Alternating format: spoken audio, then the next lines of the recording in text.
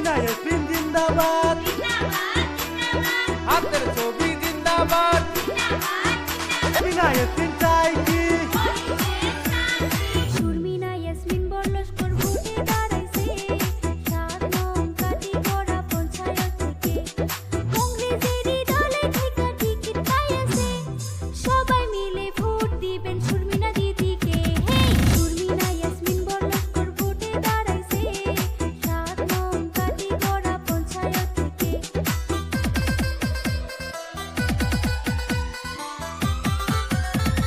সুরমিনা ইয়াসমিন জিন্দাবাদ, হাতের ছবি জিন্দাবাদ,